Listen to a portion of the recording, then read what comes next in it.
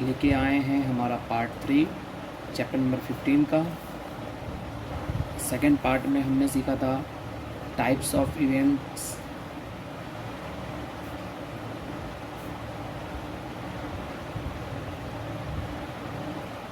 उसमें हमने प्राइमरी और या फिर एलिमेंट्री इवेंट के बारे में देख लिया है।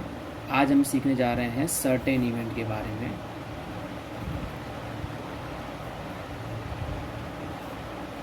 सर्टेन या फिर हम उसे क्या कह सकते हैं, श्योर।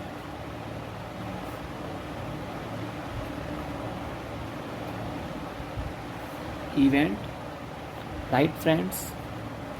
इसकी डेफिनेशन देखते हैं।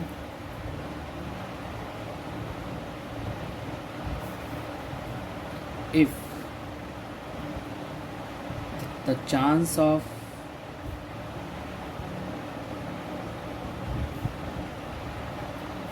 happening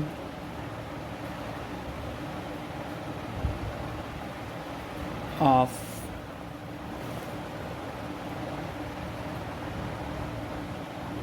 given event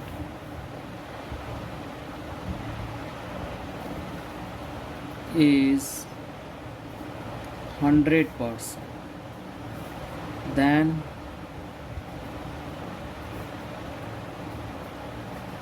it is called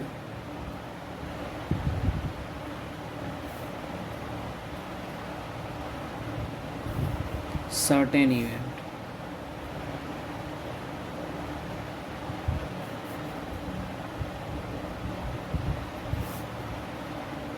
right. अब इस एग्जांपल्स देखेंगे हम। दो एग्जांपल्स लेते हैं। पहला एग्जांपल है टॉसिंग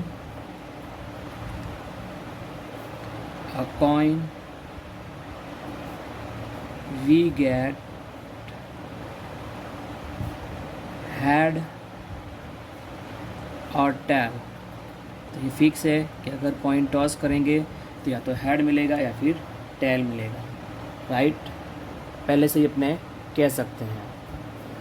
दूसरा example, the sun rises in the east. तो ये भी फिक्स है, पहले से ही कह सकते हैं। तो ये सर्टेन इवेंट के एग्जांपल्स हुए। अब इसकी हम नोट देखेंगे।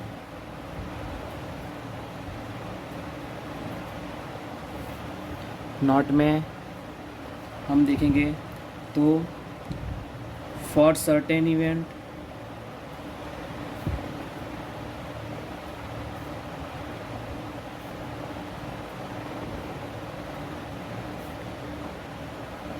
m इक्वल टू क्या होता है, n। जब m n के इक्वल होगा, मतलब जितने टोटल आउटकम्स होंगे वही के वही क्या होंगे, इवेंट के आउटकम्स होंगे, तब m और n क्या हो जाएगा, सेम हो जाएगा। Second, the probability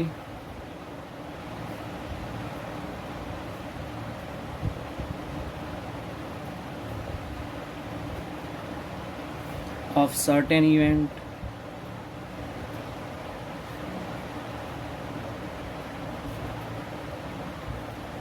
is 1।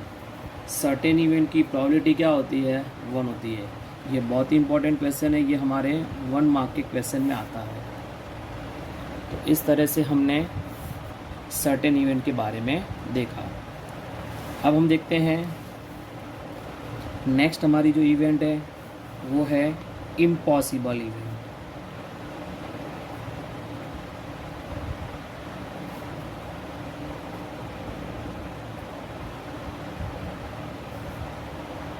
Right, तो उसका एग्जांपल देखेंगे। If the given event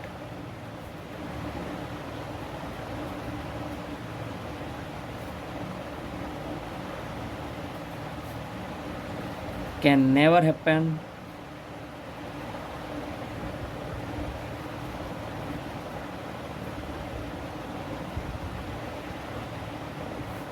then it is called impossible event.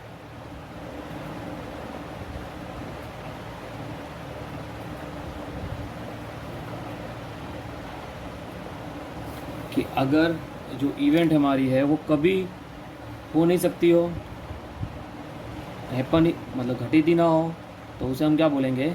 Impossible event. Example लेते हैं।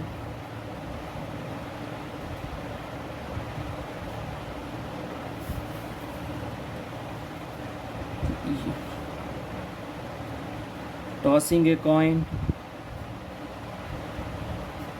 फीगेट,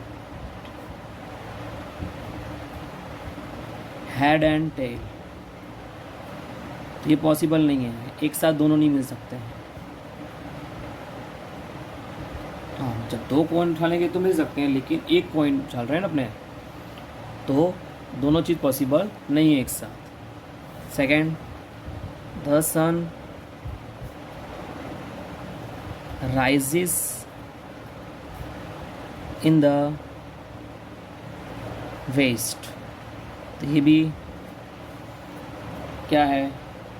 पॉसिबल नहीं है, इसलिए ये भी क्या है? Impossible event. इसकी नोट देखते हैं।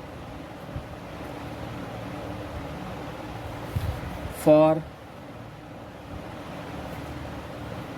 Impossible event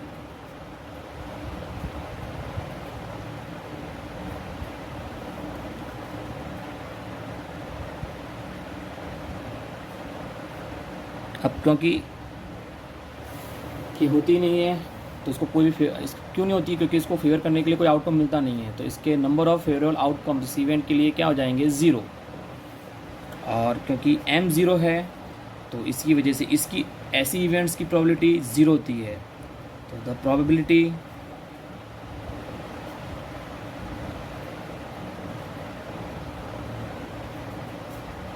of impossible event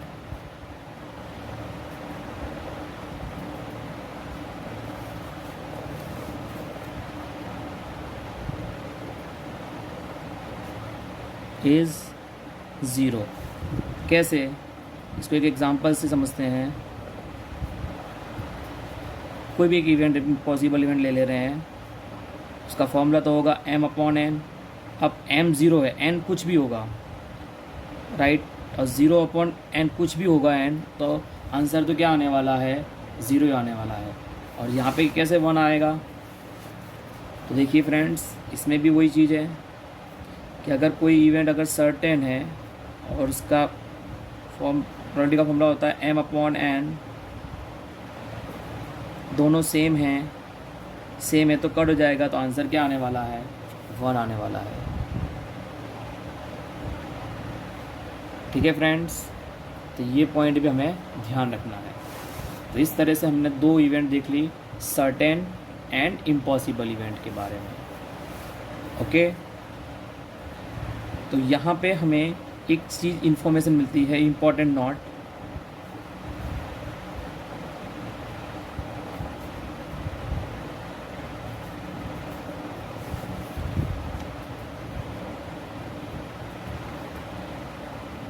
for any event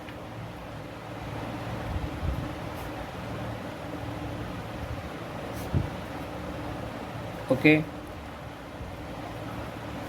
कि सपोज़ उसकी जो प्रोबेबिलिटी होगी, यहाँ पे हम इवेंट ए ले रहे हैं, उसकी जो प्रोबेबिलिटी होगी, क्या है इसका मतलब?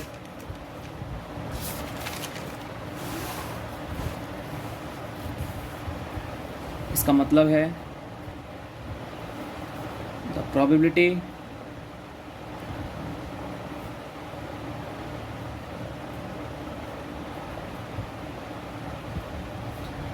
Of any event is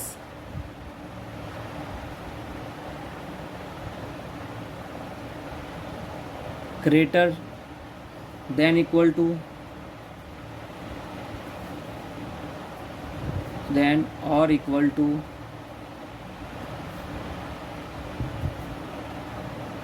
0 and less than और इक्वल टू 1 होती है। ये बहुत ही इंपॉर्टेंट पॉइंट है जो हमें याद रखना है। ये आपके 10th में भी आएगा और ये जो हमने देखा अभी ये हमारे 12th में भी काम आता है। ठीक है फ्रेंड्स।